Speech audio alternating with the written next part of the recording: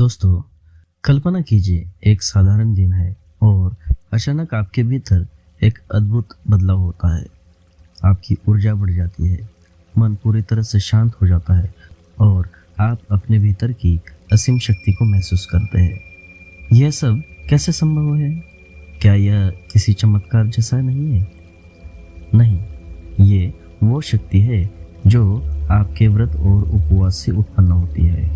जी हाँ, वही व्रत जिसे शायद आप केवल धार्मिक अनुष्ठान समझते हैं, लेकिन इसके पीछे छिपा है विज्ञान और अध्यात्म का एक ऐसा संगम जो आपके जीवन को नई दिशा दे सकता है। आज हम जानेंगे कि क्यों व्रत और उपवास सिर्फ परंपरा नहीं बल्कि एक जीवन शैली है और इसका प्रभाव आपके शरीर, मन और आत्मा पर कैसे पड़ता है। तो दोस्तों, आइए इस यात्रा के लिए तैयार हो जाइए। दोस्तों, हिंदू धर्म में व्रत और उपवास केवल भोजन से दूरी बनाने का नाम नहीं है, बल्कि यह एक आंतरिक साधना है। व्रत का मतलब है एक विशेष नियम और संकल्प को अपने जीवन में अपनाना। यह मनुष्य की इच्छाओं पर काबू पाने का एक तरीका है। वही उपवास शब्द का अर्थ है उप यानी पास और वास यानी निवास, अर्थात भगवान के पास रहना। व्रत और उपवास में निहित यह भाव न केवल धार्मिक रूप से महत्वपूर्ण है, बल्कि वैज्ञानिक और मनोवैज्ञानिक दृष्टि से भी बेहद प्रभावशाली है। व्रत का प्रभाव केवल हिंदू धर्म तक सीमित नहीं है, इसे विभिन्न संस्कृतियों में और धर्मों में अलग अलग रूपों से अपनाया गया है। जैन धर्म में उपवास का कड़ा नियम है, जहाँ साधु और साध्वी केवल उबालकर ठंडा किया हुआ पानी ही पीते हैं। ईसाई धर्म में लेंट का प्रचलन है, जिसमें 40 दिनों तक उपवास रखा जाता है। इस्लाम में रमजान का उपवास दुनिया भर में प्रसिद्ध है। बौद्ध धर्म में भी ध्यान और उपवास का समावेश है। ये सभी धर्म इस तथ्य को दर्शाते हैं कि उपवास केवल आत्मसंयम नहीं बल्कि आत्मा की शुद्धि का एक माध्यम है। दोस्तों, आइए पहले जानते हैं कि आधुनिक विज्ञान व्रत और उपवास के बारे में क्या कहता है। उपवास का पहला बड़ा लाभ है डिटॉक्सिफिकेशन, यानी शरीर के अंदर मौजूद विषैले तत्वों को निकालना। जब हम उपवास करते हैं तो हमारा पाचन तंत्र, जो 24 घंटे काम करता है, कुछ समय के लिए विश्राम की अवस्था में चला जाता है। इस विश्राम का परिणाम होता है शरीर का पुनरुत्थान। यह ठीक वैसे ही है जैसे किसी मशीन को कुछ समय के लिए बंद कर दिया जाए ताकि वो अपनी प्रभावी ढंग से काम कर सके। आधुनिक शोध इस बात को प्रमाणित करते हैं कि उपवास के दौरान शरीर की कोशिकाएं अपने आप को रिपेयर करती है। इसे ऑटोफैगी कहते हैं। जापान के वैज्ञानिक योशिनोरो ओसुमी को इस विषय पर उनके शोध के लिए नोबेल पुरस्कार भी मिला है। ऑटोफैगी वह प्रक्रिया है जिसमें शरीर पुरानी और क्षतिग्रस्त कोशिकाओं को हटाकर नई कोशिकाओं का निर्माण करता है। यह न केवल शरीर को स्वस्थ बनाता है बल्कि दीर्घायु को भी प्रोत्साहित करता है। इसके अलावा उपवास हमारे इम्यून सिस्टम को मजबूत करता है।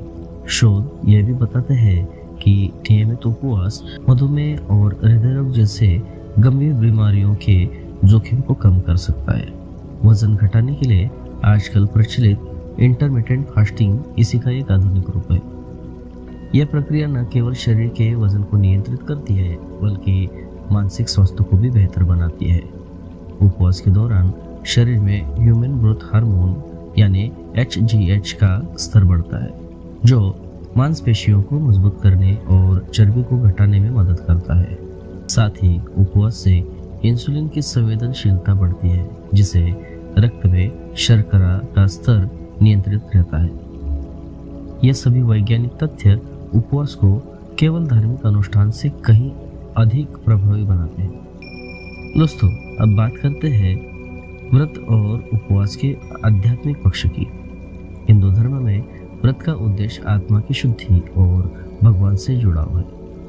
जब व्यक्ति भोजन, सांसारिक सुख सुविधाओं और अपनी इच्छाओं का त्याग करता है तो वो अपनी भीतर एक विशेष ऊर्जा का अनुभव करता है। यह ऊर्जा हमें आत्मा के स्तर पर शुद्ध करती है। हिंदू धर्म में कई प्रकार के व्रत बताए गए हैं, जैसे एकादशी व्रत, नवरात्रि व्रत, करवा चौथ, महाशिवरात्रि व्रत। इन व्रतों का मुख्य उद्देश्य आत्मा को भगवान के निकट ले जाना है। जब व्यक्ति अपनी इच्छाओं को नियंत्रित करता है तो वो अपनी आत्मा की गहराई तक पहुंचता है और ब्रह्मांडीय ऊर्जा से जुड़ता है। यह जुड़ाव हमें मानसिक शांति और आत्मिक संतोष प्रदान करता है। ध्यान और प्रार्थना, जो व्रत का अभिन्न हिस्सा है, व्यक्ति के मन को स्थिर करने में मदद करते हैं।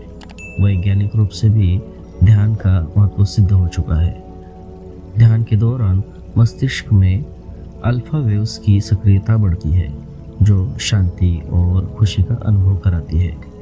इस प्रकार व्रत केवल एक धार्मिक प्रक्रिया नहीं, बल्कि मानसिक और आध्यात्मिक उन्नति का साधन है। दोस्तों, हिंदू धर्म में व्रत और उपवास की महिमा को दर्शाने वाली कई अद्भुत कहानियां हैं। ये कहानियां न केवल प्रेरणादायक है, बल्कि हमें व्रत की शक्ति को समझाने में मदद करती है। सत्यवान और सावित्री की कथा। एक बार यमराज सत्यवान के प्राण लेने आए। सावित्री ने यमराज से अपने पति के प्राणों की भीख मांगी। यमराज ने उसे अस्वीकार किया। तब सावित्री ने व्रत का पालन करते हुए अपनी संकल्प शक्ति का उपयोग किया और यमराज को मजबूर कर दिया कि वे सत्यवान को जीवदान दें। एकादशी की व्रत कथा। पांडवों के वनवास के समय भगवान श्री कृष्ण ने उन्हें एकादशी व्रत का पालन करने की सलाह दी। इस व्रत के कारण पांडवों को मानसिक और आध्यात्मिक बल प्राप्त हुआ। नवरात्रि और माँ दुर्गा की कथा। नवरात्रि का व्रत देवी दुर्गा की उपासना के लिए किया जाता है। यह व्रत भक्तों को शक्ति, ज्ञान और भक्ति प्रदान करता है।